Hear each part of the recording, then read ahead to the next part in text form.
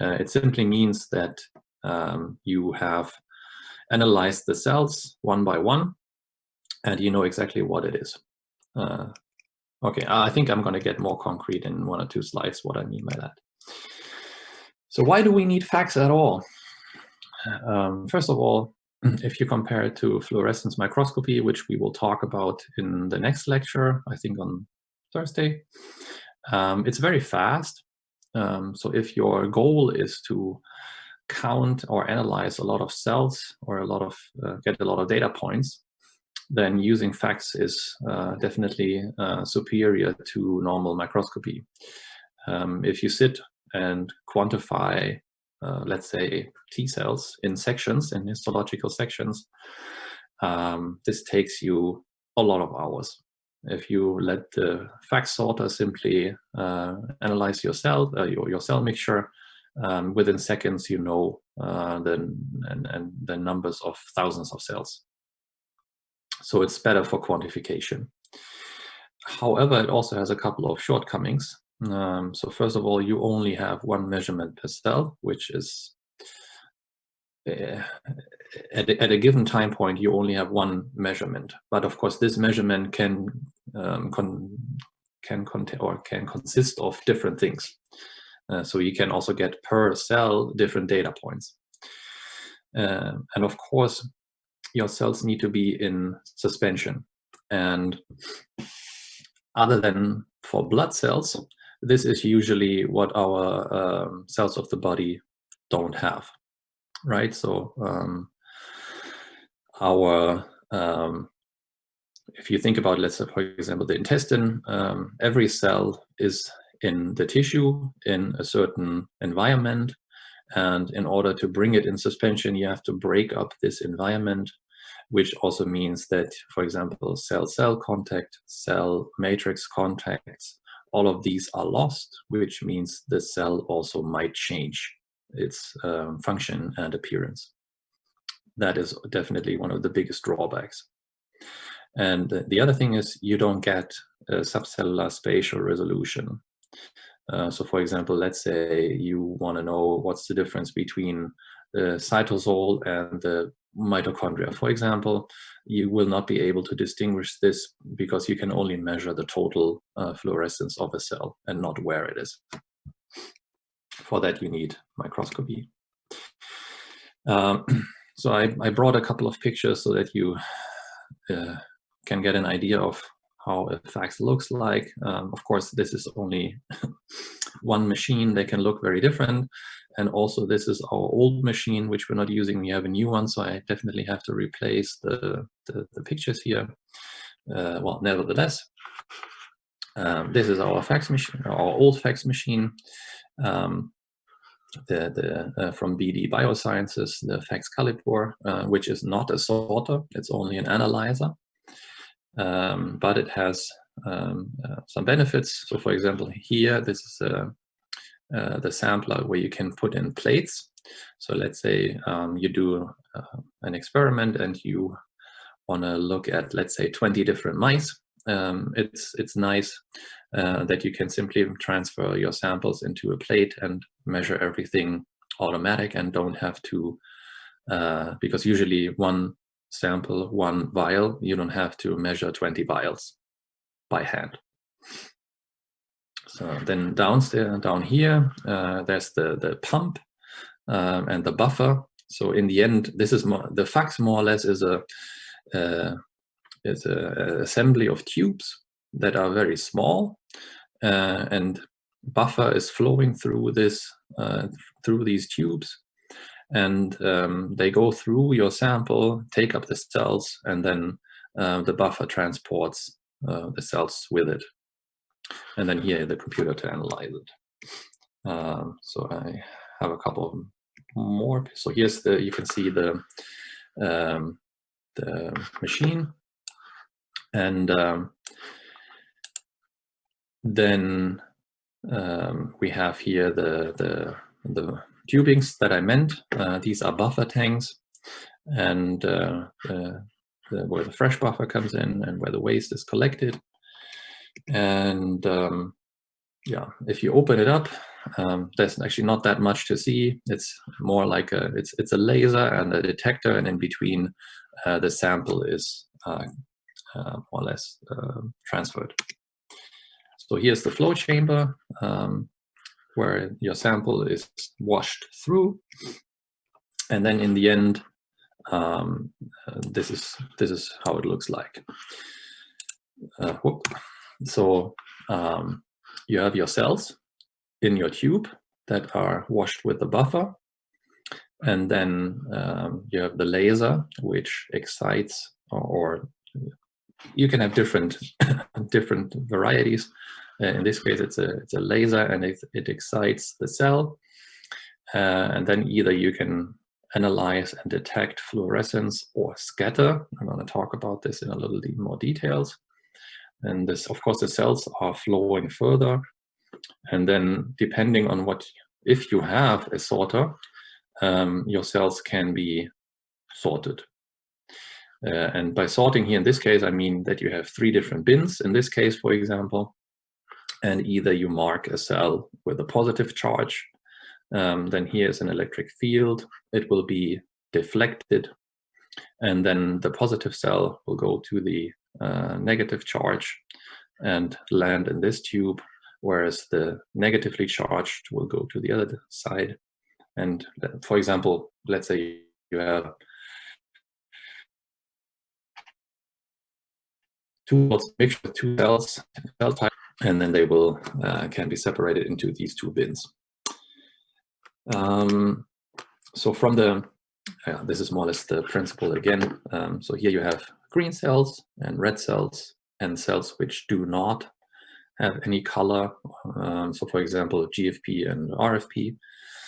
So you put them all through this chamber.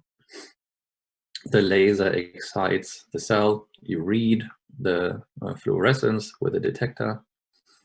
And then depending on which cell it is, in this case here, the green cells, they will get a positive charge. The cells which do not have any fluorescence don't get a charge. I mean, this is an empty drop. Here's the unmarked cell. And the red ones, you can tell the machine to mark them with a negative charge. And then here you sort them in these 3 ways. This is just one example. And of course, this can get more and more complex depending on how many properties you can measure with your machine. So if we look about what we actually see, you not only have one filter. In our machine, there are 4 detectors, actually 5. So you have the laser, which so we will talk about it more in the microscopy lecture. Light will be so laser is light, and it will hit the cell, and then this can be either reflected or transmitted. And then the same for fluorescence. Depending on the properties, this is either then detected by 4 different photomultipliers, so the fluorescence, or the scatter of the light will be detected by another detector, the forward scatter detector. So in a way, it's just an assortment of detectors. Okay. A very important feature is the forward scatter. And why is that? The forward scatter is your measure for a particle size. So imagine you have light, and the light is then hitting through your chamber, and if there's nothing in between, there's no distortion. So the forward scatter detector will simply measure it as it comes in. So if you now have a small cell in the middle in the chamber, some of the light will be not transmitted, and then some other light will be deflected, So what's the English word? The line, the flow of the light will change, and this will lead to let's say a low value because the cell here is small. If the cell is larger, then of course your hole that you're not seeing is larger as well. So imagine you take, like, I don't know, a tennis ball and light it with a flashlight, and then you exchange the tennis ball for a basketball. So of course the shadow in the background will get larger. So that's the difference between forward scatter, low and high. So this tells you how large your particle is. So it doesn't necessarily have to be a cell. Now for the side scatter, so you not only have a detector, let's say in the front, but you can also have one on the side, and this one measures the deflected light. So the light hits your particle, and some of it can pass through, or if the light is reflected, then also the detector at the side can measure this. So if you have a cell which is not very, let's say it's quite transparent, there's not much in it that can throw back the light, then you will have a low value here. So very little light will be hitting the detector. Now, if you have a very granular cell, for example, phagocytes, or a real, let's say, a plastic particle or something like that, then this cell will reflect a lot of light. And then in this case, you will get a high sideward scatter value.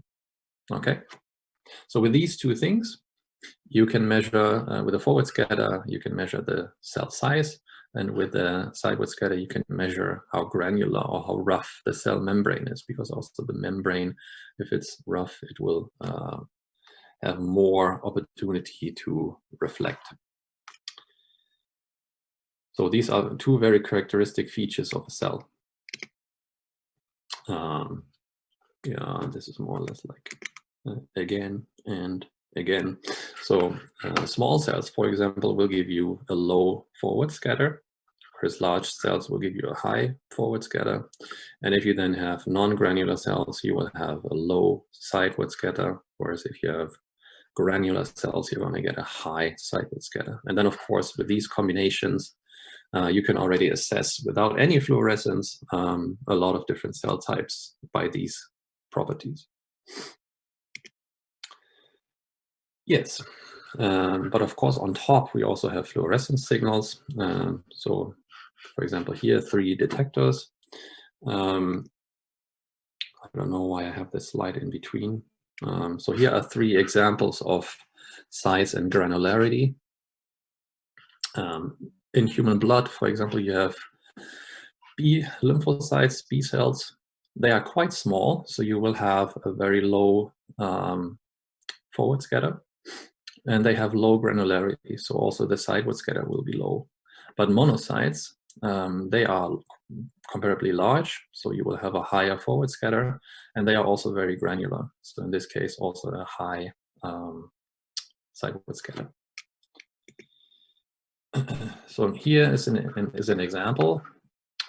This is a FACS plot. Say the old version. There are new machines who can do many more things, so also the diagram is a little different, but this is easier to understand. What is shown here is that each of these dots is one cell, so it's one measurement event. And here is the forward scatter, and this is the sideward scatter, right? So you have more or less a coordinate system. Again, forward scatter, size of the cells, sideward scatter, granularity. What you can see also, or what you should consider also, is that cells which are really large, so in this area here, of course, you cannot distinguish between an aggregate or if it's a really huge cell. So for example, if 2 small cells clump together, or 10 cells clumped together, then they may look like one really large cell. Okay.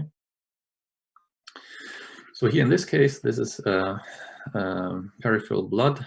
So PBMCs, mononuclear cells from the peripheral blood. And you can see that there's quite a mixture of cells. Now, if you only look at the B lymphocytes, then you can see that they are quite small and they have a low granularity.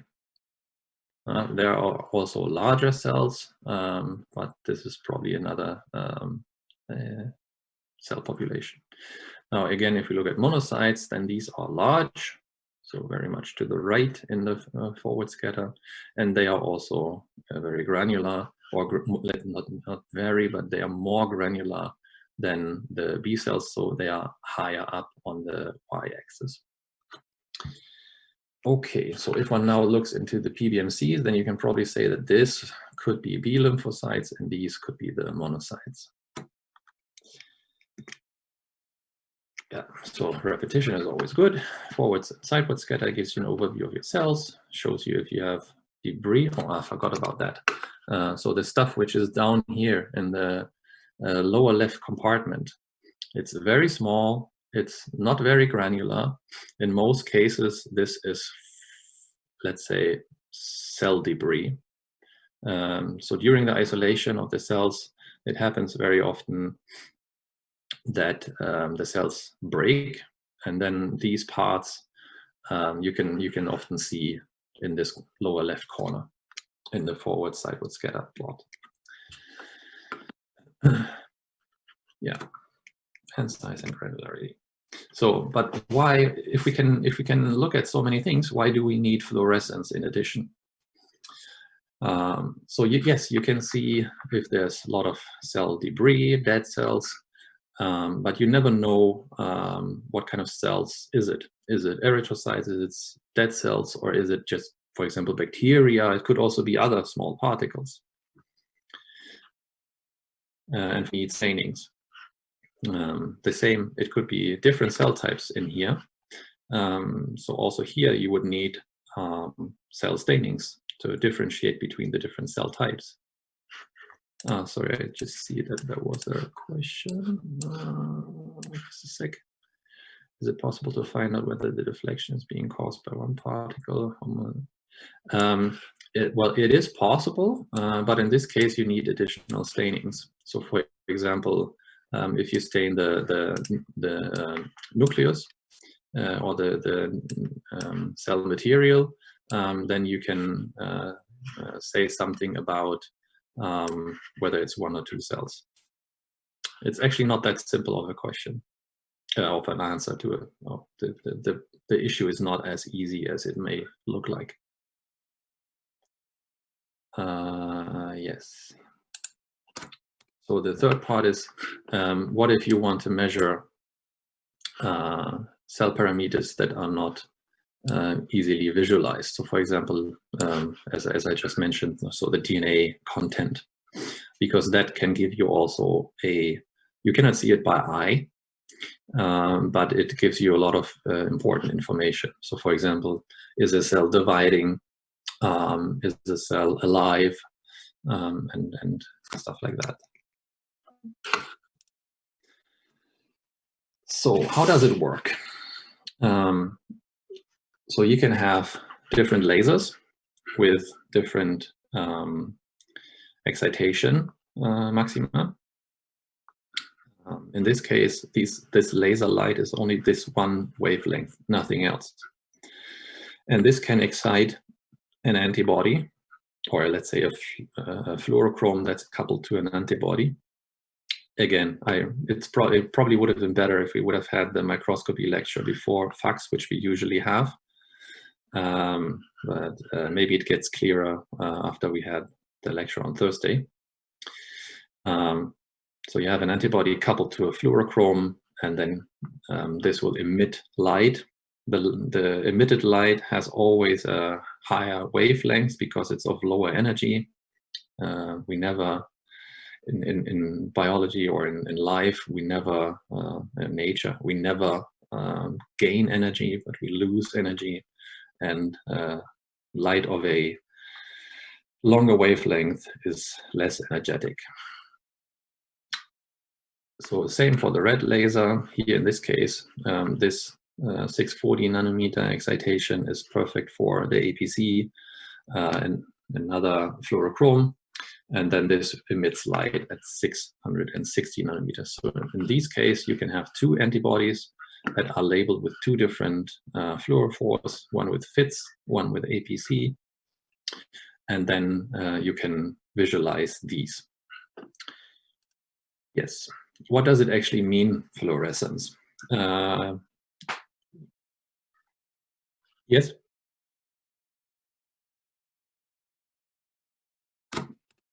Sure.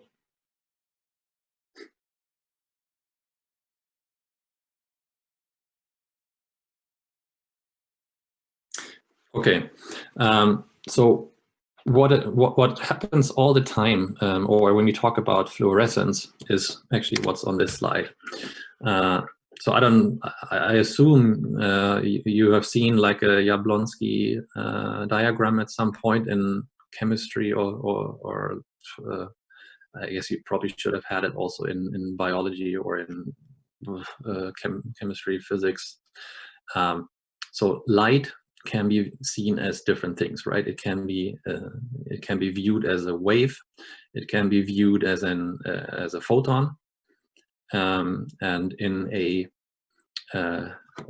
fluorescent substance, what we actually have is energy of electrons, right? So you have these alternating double bonds in the carbons, in the carbon chain, and these can take up or absorb photons. And if that happens, then so according to the, let's say, theory behind it, electrons are in a certain energetic state 0. And then if they absorb light, of course, they get more energy. And if they get more energy, then they go into a different energetic state, which means more or less, you have a proton, you have electrons, and they circle around it. And if you get more energy, they will go further. But this is an unnatural state. So what happens is that the electron from its excited state will fall back to its basic state. And this energy and a difference is what is being emitted again as light. And in this, if it's the correct wavelength, then you will have a fluorescence. And the emitted energy will always be less than the one that was absorbed. That was my point.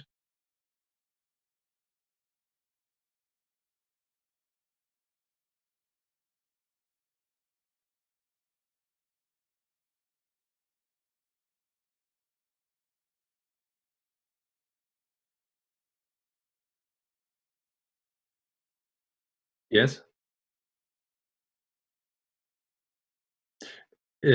So the electron does not, well, for a short period, the electron will have more energy. Okay, it will be in a higher energetic state. But in this case, there's no visible light at this point.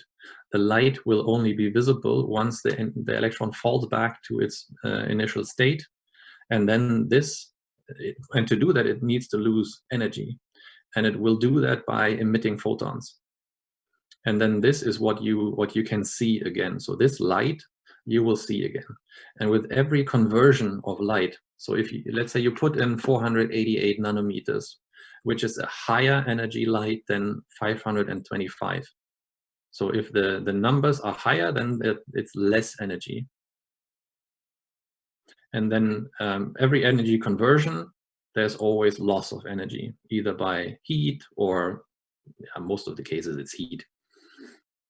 So so the electron here, it absorbs light, it will raise its energy state, and then when it falls back, it will emit light again.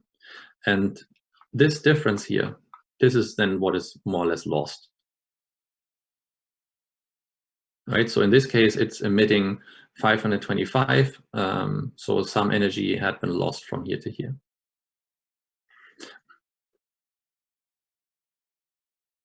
Well, for a short period, it will be in a higher energetic state, so it gains some energy, but the overall system, right? So the whole system of input of light and output of light, it cannot get more, so it's always less in the end, because otherwise you would have a perpetuum mobile. All right. But maybe that's something you may read up on, let's say, a chemistry book or introduction in biology or stuff like that. Or you can ask me another time. Okay. So of course we're not only dealing with one fluorochrome, because if you remember in the beginning, there were multiple photomultipliers, not just one. And that, of course, means we need different fluorophores. So here's 4 that are in our machine. It's per CP for usually for nucleic acid stains. Then we have FACS, PE, and APC. It doesn't matter. It's just an example. There can be many more. And as you can see here,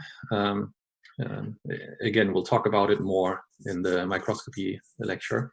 But this is a normal, like, let's say, a very standard way to depict it.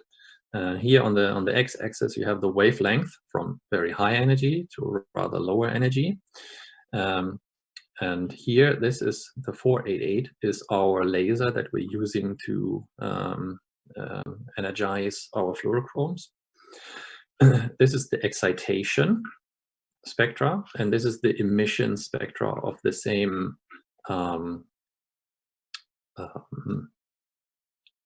fluorochromes. So what you can see is that. What you can see is I that. I have a question. Yes. Regarding the wavelength that we choose, is there a particular reason that we only choose 488 nanometers, or can it like vary according to experiments?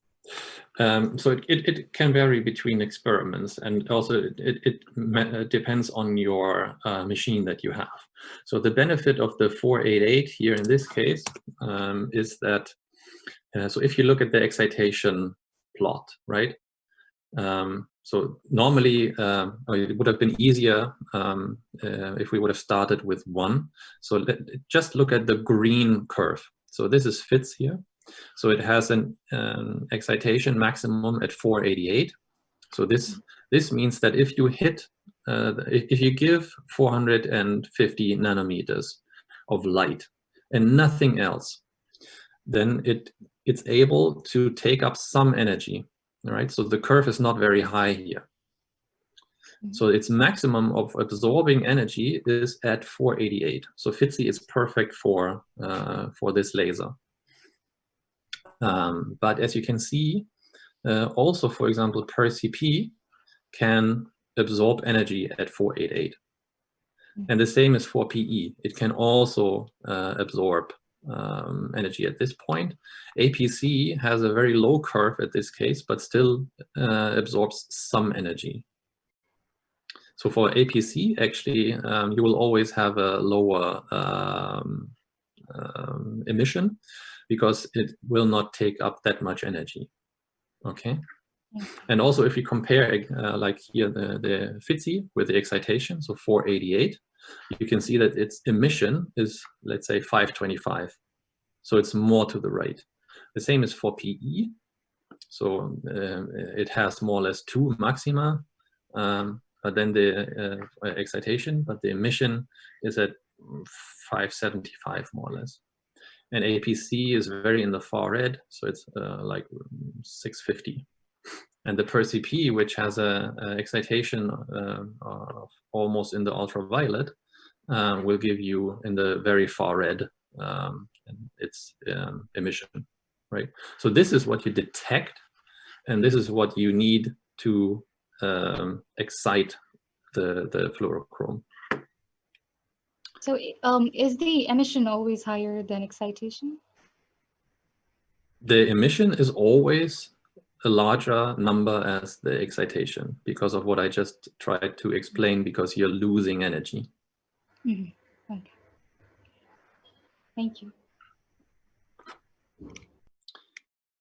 So here we're talking about also spectral overlap, which is something that we're going to discuss more in the microscopy lecture. What it means is that you have light, and this is being used to excite more than just one fluorochrome. So if you simply detect black and white, you would have no possibility to differentiate between fluorescence from FITC and from PE. For example, here with 488, because simply both would give you signal. But we will talk about it more in the next lecture. Yes.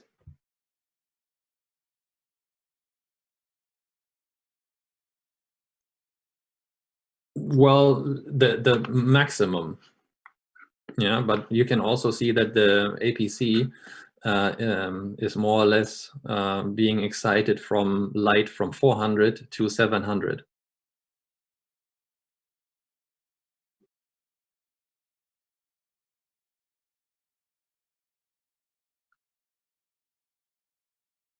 Well, in this case, because we only have one laser in the machine, we're using the 488. But if you could choose from whatever you can choose, then I would use a 650. But if you use the 650, then you would not hit FITC and PE at all. So you would need more than one laser.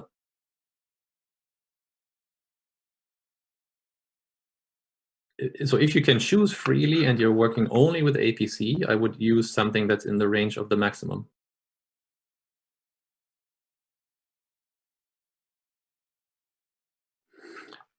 Well, I would probably go in a little lower, because otherwise I lose the fluorescence. It can't be 650 in the emission. So probably you would have to choose something in the area of 600.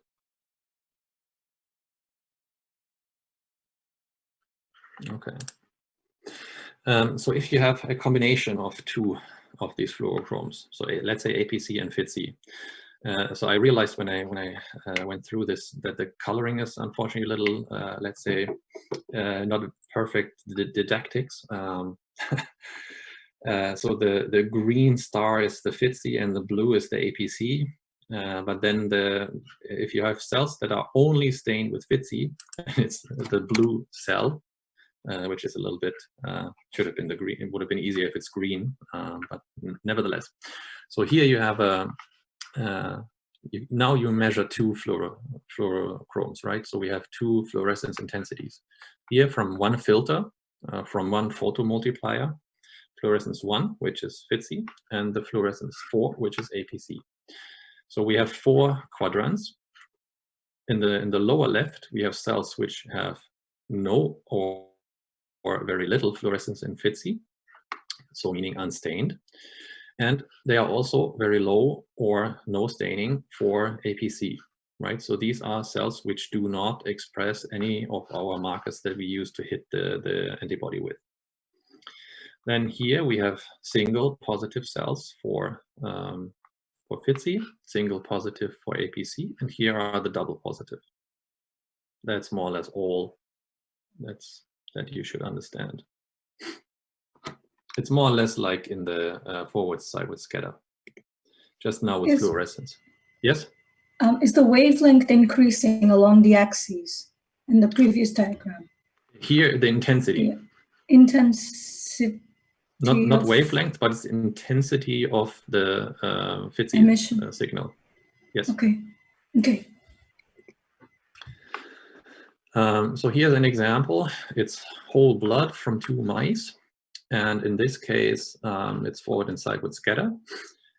So they look rather similar. And now here they were stained with 2 markers. Forgot about which one they were, but if you, I think it's some T cell and monocyte markers. then you can see that they are actually quite different. So here we have in this area very little in this quadrant, which is low staining for fluorescence 1, but a high staining for fluorescence 2. We have very few cells. But here in this blood sample, we have a lot of cells.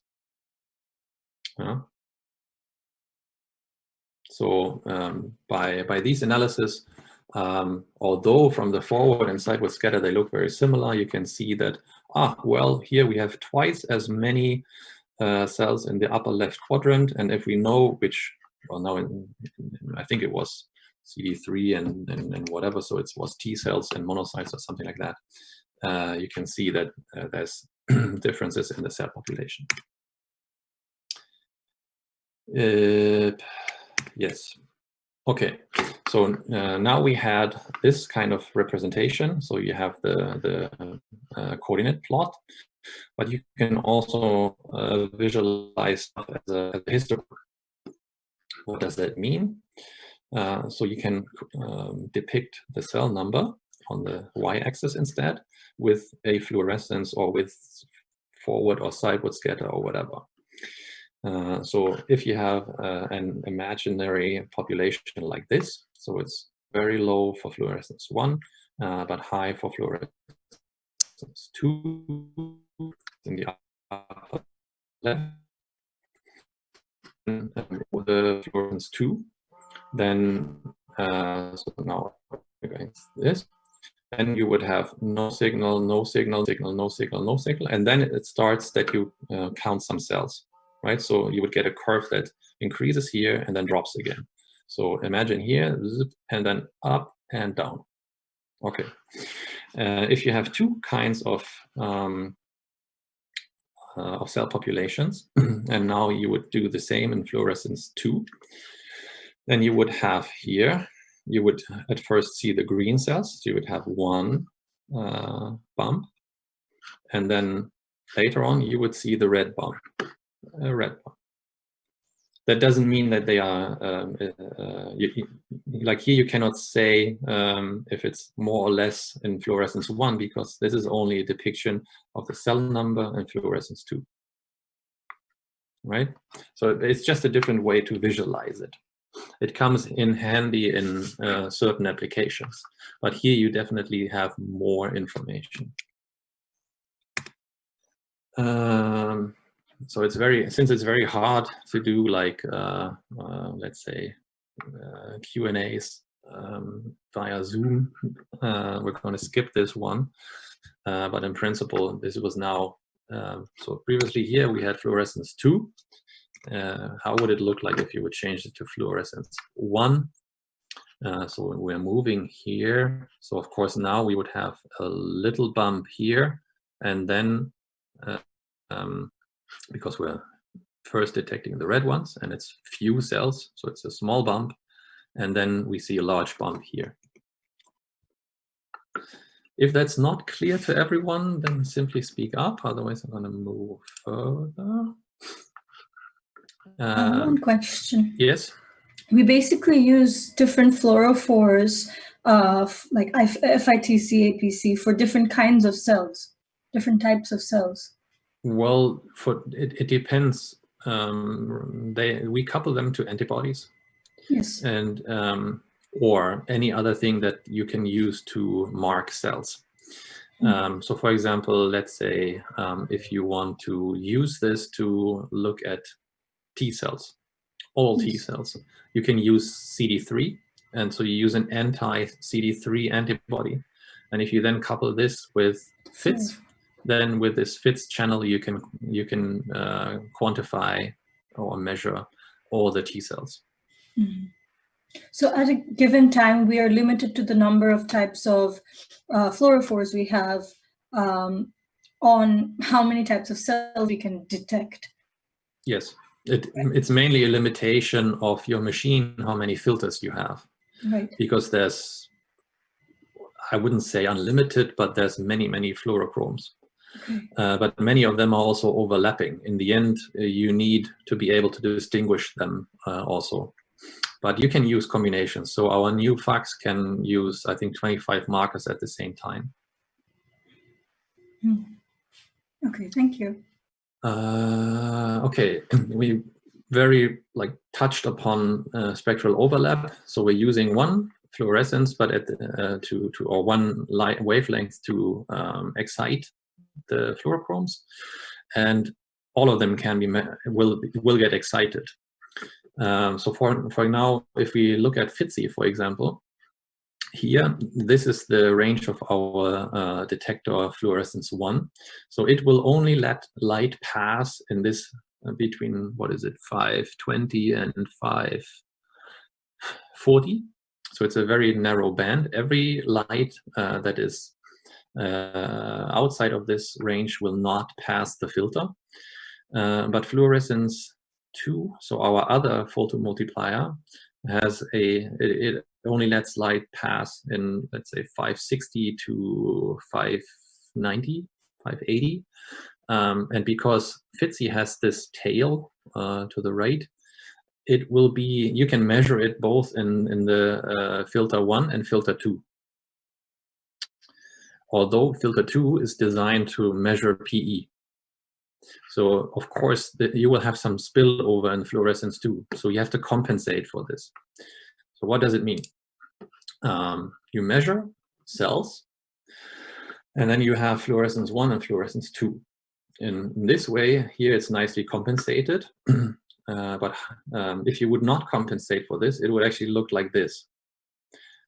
Because, as I said, you will measure both in fluorescence 1 and fluorescence 2. You would both see the FITSI. And if you adjust it for this, you're gonna more or less cut out, you're gonna blunt. It's a algorithm of the machine. So you're gonna not look at this kind of signal. So then it looks nice and you only have it in one channel. And in order to do that, of course, you need monostained samples. And then in this case, if you only use FITSI, but you measure it in both channels, it's a wrong signal. And you can compensate for this, just very briefly. All right, this is to eliminate false positive, wrong signal in the wrong channel. Of course, autofluorescence causes a problem by itself. Because in the end we're measuring fluorescence, and if you have autofluorescence, that means, so autofluorescence means that something is fluorescent on its own without any staining. So this also will give you false positive results. So what we use, intestinal epithelial cells, they are quite autofluorescent in the green channel.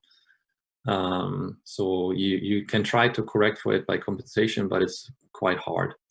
But this is stuff you should correct for. So you should always have also an unstained sample to be able to compensate for this. And the other thing is, you should also use isotype controls. So what does it mean? When you're using an antibody, so we're having an antibody that recognizes its antigen. And this one is coupled to FITSI, for example. But this antibody, for some reason, electrostatic or some other mechanism, may also adhere to your cell. Not via its antigen binding groove, but simply, for example, if it's by charge, then it will simply adhere to the cell by charge, and you will have a false positive staining of cells which are not having your antigen that you want to detect, but simply because it sticks to it. And you can do this if you can correct for this if you have if you take kind of while the antibody is made, an antigen is injected into, let's say, for example, a mouse or a rabbit or some other animal. And what is being taken is the serum of the mouse or of the animal before it was actually used to boost to generate your antibody. This you can use as a negative control. And there are or isotype controls, because it should not contain your antibody of choice. And everything that is then binding will give you kind of sort of the background. That's the short explanation. So with this, you will get, if you use this control, you will see the background on using your antibody. So this is a different one for each antibody. Yes. So for example here, this is a blood sample that was stained with the isotype control, and you can see that some of the signal in the FITC channel is quite high. So then if you have this, you can use it for correction, and then afterwards, after the machine has, so you say this is an isotype control, so it will recalculate your coordinate system, then it's in the lower left, and so it's normalization step. And then if you measure a real sample with the antibody, then it will look nice. Otherwise, everything would look quite skewed to the right. All right. So what kind of questions can you answer with FACS? So for example, if you have whole blood, is the cellular composition affected? Or let's say you're interested in using reporters. So for example, GFP. Are my cells actually transfected? Or can I say something about the proliferation of the cells?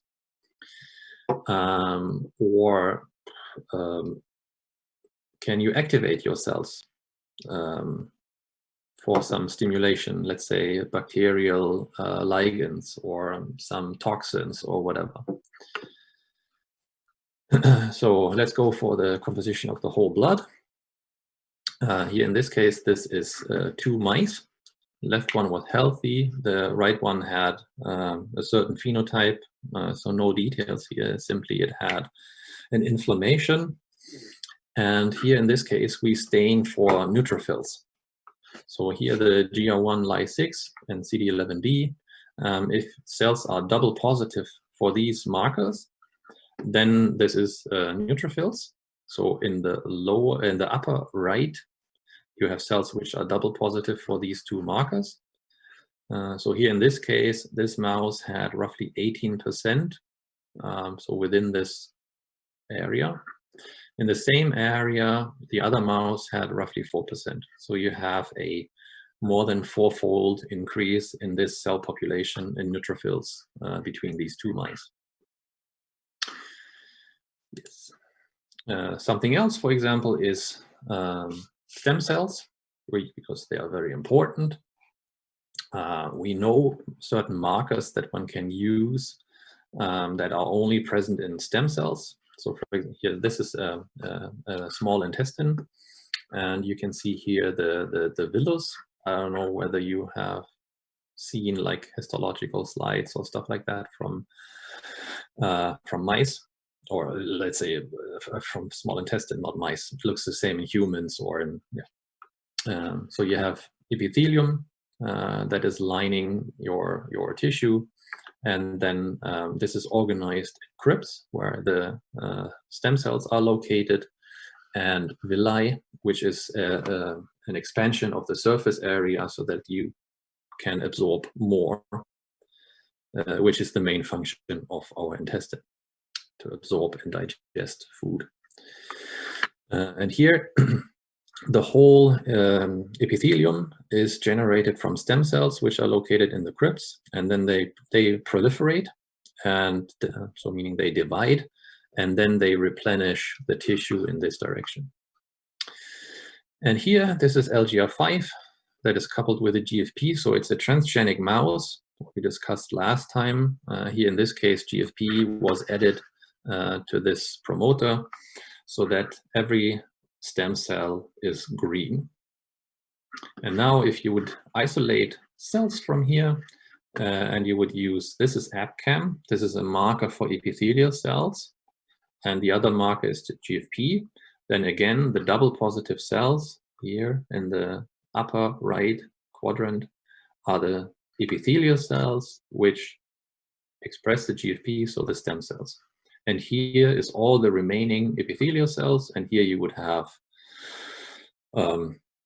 either debris or cells which is not epithelial cells. For example, fibroblasts or muscle cells or whatever. Okay. Some other application can be if you want to look at, are my cells dying or are they alive? So there's many different live and dead stainings. Just to name some is 7-amino-actinomycin, or I think most people use propium iodide. Annexin 5 is a, you probably learned that when you learned about apoptosis, because this is a marker that is usually inside of the cell, and if a cell gets apoptotic, there's a flippase, so an enzyme which is moving this from the inner cell membrane to the outer cell membrane. So annexin 5 gets exposed to the outer cell membrane, and then we can detect it with an antibody. So the propidium iodide or 7-AAD, these are membrane impermeable. So if the cell is intact and you add the PI, for example, it will not go into the cell. So it will be negative. But if a cell is, for example, dying or infected or has holes, then it can reach into the cell and accumulate. Okay. So here, for example, an early apoptotic cell is a cell which expresses, or it moved the annexin 5 to outside of the cell, so we can detect it with an antibody. But the propidium iodide is not yet able to penetrate into the cell. And if the cell is already late in apoptosis, so the membrane integrity is gone, then the propidium iodide can also penetrate in. So then they are double positive. Okay.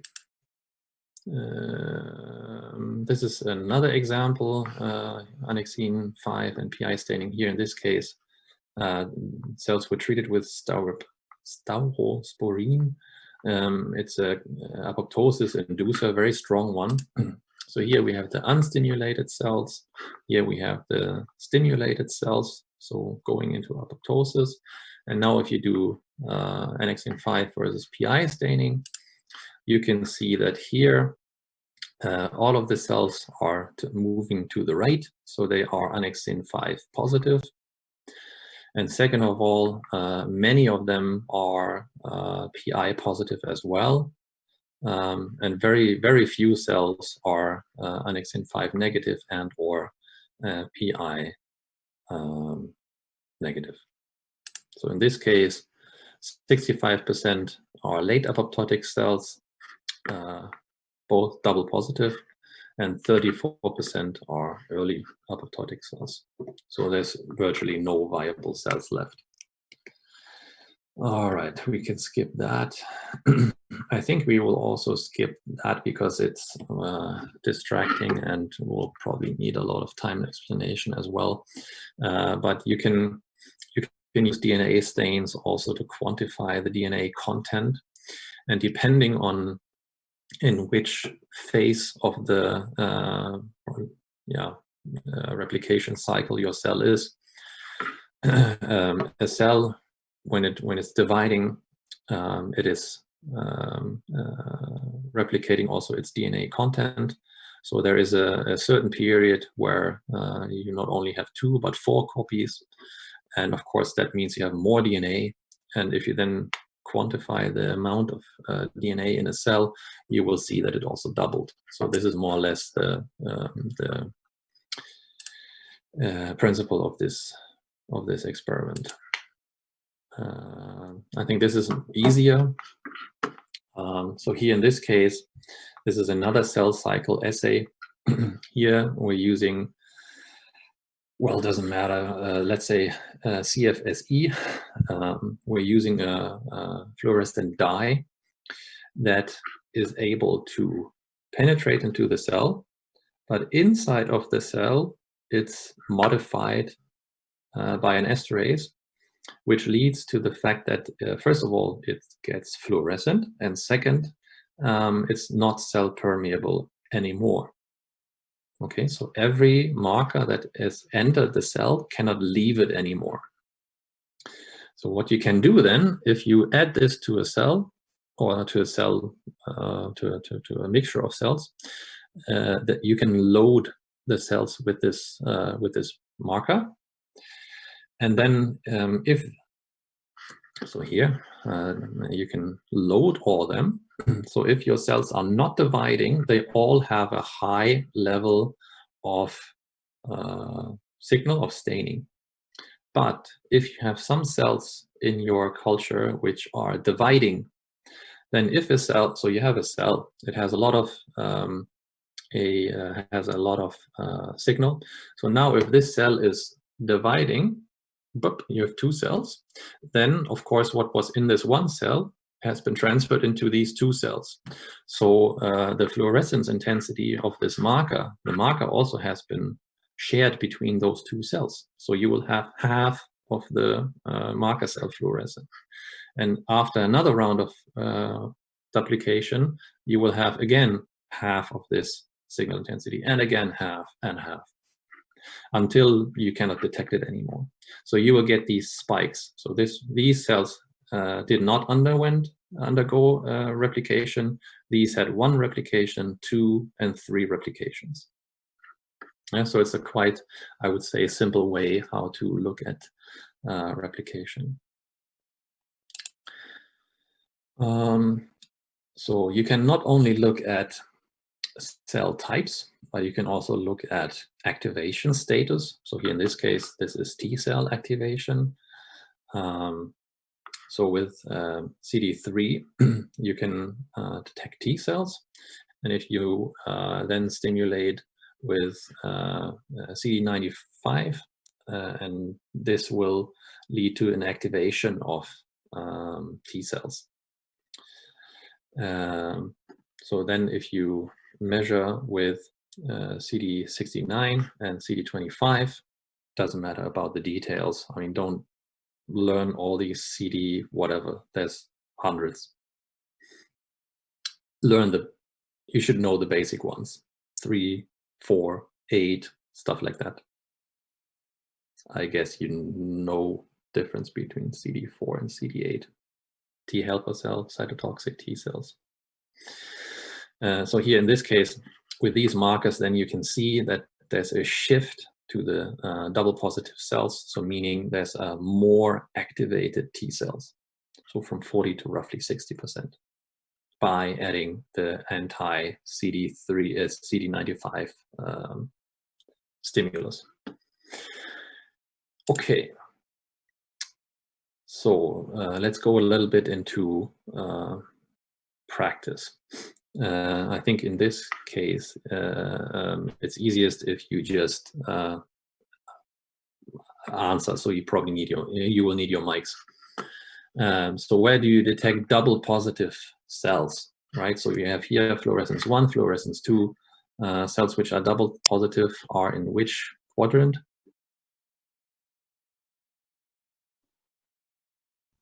Anyone? Right. Upper right, yeah. Upper right, exactly. Because they should be positive for this, positive for that. So, so in the isotype control, where should you find that one? Lower left. Yeah, lower left. So now we're doing a histogram, right? So this is the counts, and this is 1 fluorescence. And you should write in the isotype control and the positive fluorescence cell population. So how would that look like?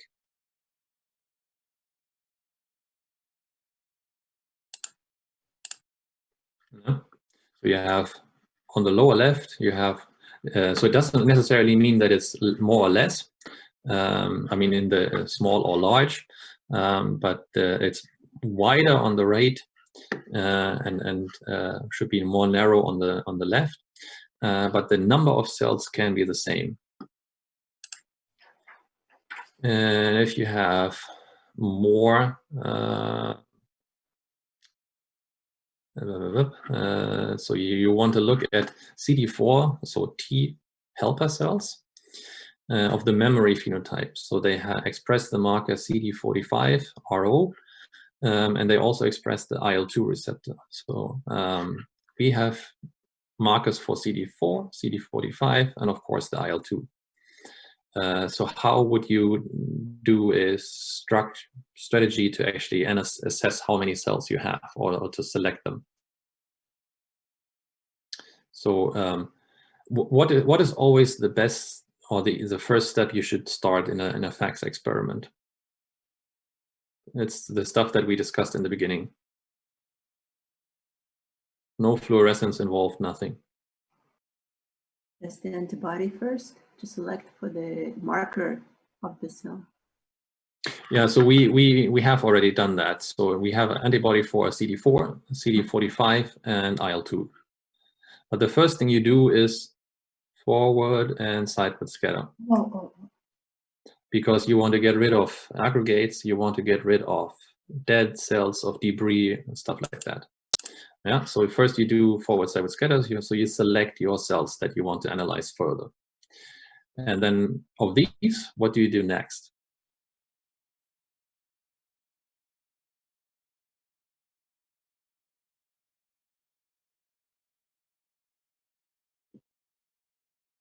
Maybe it's too easy. So you have 3 markers, right?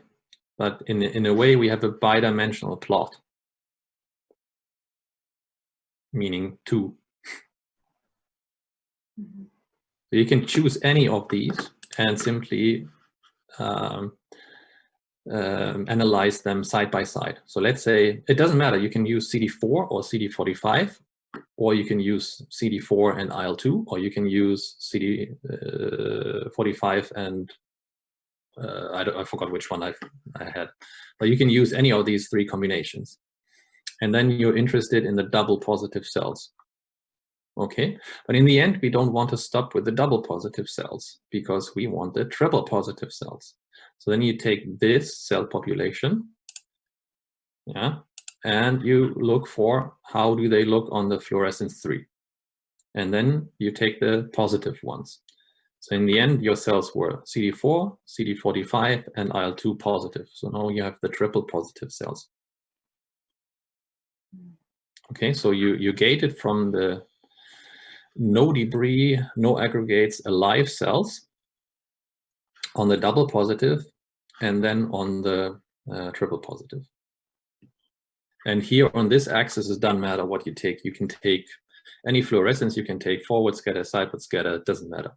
The only point here is that you want to gate onto the fluorescence 3. You already know that these are positive for these. So if you would have taken fluorescence 2, it would have been high. Is that clear? Yeah, makes sense now. All right. So now, if you want to analyze cell viability of CD3 positive T cells that you transfected with GFP, how could you do that?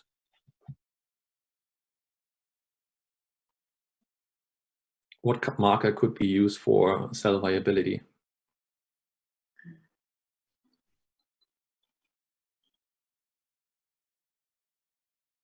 Propedium? Propedium iodide, and I Iodide. think you mentioned annexin 5 also. Yes. I mean, annexin 5 is specific for apoptosis. Oh, only apoptosis, okay. Yeah. So again, you start with a forward scatter, sideward scatter, get rid of debris and aggregates. Then you do GFP versus CD3. And then here you have on the upper left, you have the non-transfected because it's CD3 positive, but GFP negative. Then on the upper right, you have the transfected and CD3 positive cells. Then on the lower right, you have the GFP transfected, but not CD3 positive cells. And on the lower right, the lower left, you have those cells which were neither transfected with GFP and are not CD3 positive, right? So we want the CD3 positive transfected cells. So we're using the double positive upper right. And then now we add 7-AAD or PI or whatever. And then we look at this, for example, versus forward scatter or sideward scatter or whatever.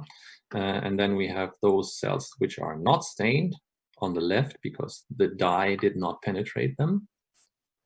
Or we have the dead cells. So the dye could penetrate and could be activated. So also quite simple. It's more or less the same as the one before. And of course, you could also visualize this in this way, whatever works for you. Yes, so take-home messages are FACS, fluorescent activated cell sorting. So it's sorting, isolation, analysis of not necessarily fluorescently, but can be fluorescently labeled cells. We measure for the cell size and for granularity via forward and sideward scatter. And the fluorescent stainings allow us marker analysis. And we can either use a dot plot or a histogram for the visualization. It gets a little bit harder if we, so our new machine has not only one laser, but it uses the whole spectrum of light. And then the bandpass filters are not present anymore, but you detect everything. So it, in a way, it's the same principle as here, but it gets more complicated because it's a lot more computational differences, computational calculation needed. Here in this case, again, laser is hitting your sample. You have a forward and a sideward scatter, depending on size and granularity. Then also the reflected fluorescence you can measure depending on the filters that you have, the bandpass filters in photomultipliers. And in this case, it's 4 different ones. Yes, so we're done with this. Again, sorry for that we had to switch the order of the lectures. It's more clever to have the microscopy lecture before this one, because we will talk a little more about fluorescent dyes and stuff like that. But I hope you got the point. Do you have any questions to that? Otherwise, I think we are done for today. May I ask you one question, please? Sure. Thank you. When we were checking for the viability of the cell, can we also use the CFSE, sorry, the carboxyfluorescent succinimidal ester for viability of cell, or it's best for the well, cell? Theoretically, you can, yes. Okay, all right. Because a cell that is dead would not have esterases to activate it, so it would be dark. Okay, thank you. But just so you know, it would be way more expensive. So CFDA is way more expensive than PI, for example. Mm-hmm. For the CFSE labeling, when you said that the fluorescent dye enters the cells, and as the cells replicate, the cell count detection lowers. Yes. I didn't understand why it becomes smaller. So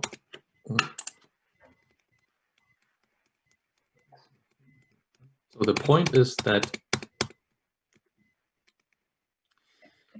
the CFDA by itself is not fluorescent. So it only gets fluorescent in the cell, okay?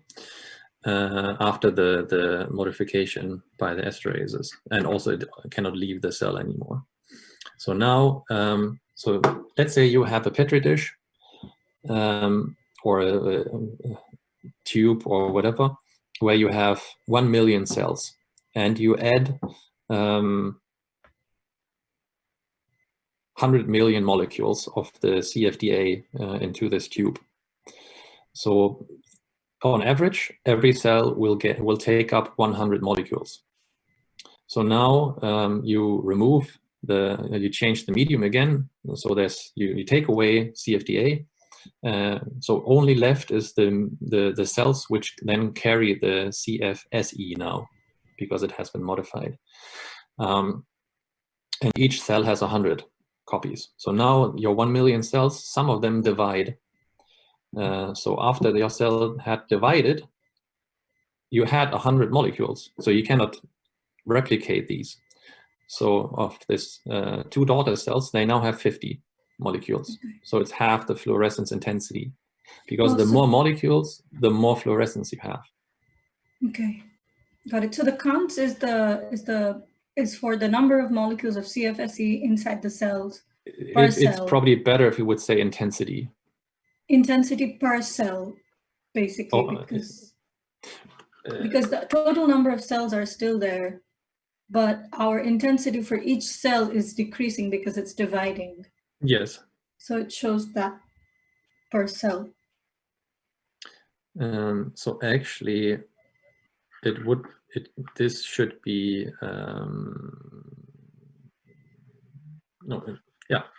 because it's decreasing. Okay, thank you. Because not every cell has been replicating, right? So no, yeah. This depends how it looks like here. This depends a lot on what kind of cells you look at. If you would look at very rapidly proliferating cancer cells, for example, then this plot can look very different after a certain period of time. Can also be that all this looks like more like this, because all the cells are dividing, and then can you see actually my mouse? Yes, I can see your mouse. So this gets rapidly smaller, and these get rapidly larger, because all the cells are dividing in a cancer cell line, for example. Right. So then this is the counts. This is the number of cells, and if these proliferate. If all your cells in your solution proliferate and even would be synchronized, then you would simply move. It's very unlikely, but if that would happen, then this would simply move all here, and then next all here. But since not every cell divides at the same time, you would have a mixture. I think we're making it more complex than it is, but it depends on your cell type. All right. Thank you. Also, I was a little confused in the isotype control part. If it's possible to briefly just go over. Well, the idea is that yeah. It's the same for it's more or less every immunostaining. Whenever you generate an antibody, you in the end you will have a mixture. Or most of the cases you will have a mixture of antibodies, or let's say an IgG that is then recognizing your antibody. But it could simply be by electrostatic or whatever. For example, if you have polyclonal serum, that something in this may bind or stick to your cells. So what you need is either you take another class of not IgG but another class, and this is then your control, or you take what we call pre-immune serum. Before the immunization. So when you generate an antibody, so let's say I have a protein X and I want an antibody against this. Then I generate protein and I inject this in a horse or in a rabbit, in a sheep or whatever. And then I take blood afterwards. And in order to have just the specific signal, I take blood from the horse before and after I injected the protein X. Protein protein X. Yeah, let's say usually we're interested in a protein, right? Right. So then the serum that I get from the horse before I injected the protein X contains all the antibodies that are also present after I injected the protein X, but this specific one. Okay. So, and by more or less comparing these two, you can say what is the specific. Yes. That's isotype control? Well, it's That like similar it's theory? similar to this. Isotype is if you would take another class. It also has something to do with binding with the FC region instead of the. Yeah, that's what I meant by so if you look at the structure of an antibody, it has an antibinding groove. Yes. And if this binds to your antigen, then this is what you want. But of course, an antibody not only has an antibody has a binding groove, but also other, like the FC region or any other parts of it. And these can theoretically, by electrostatic or chemical or whatever interactions, can bind to your cell. And this is what you not want. You want the specific interaction. And this you can check by various options. And the way you just explained is one of it. Is one of it. Okay, thank you.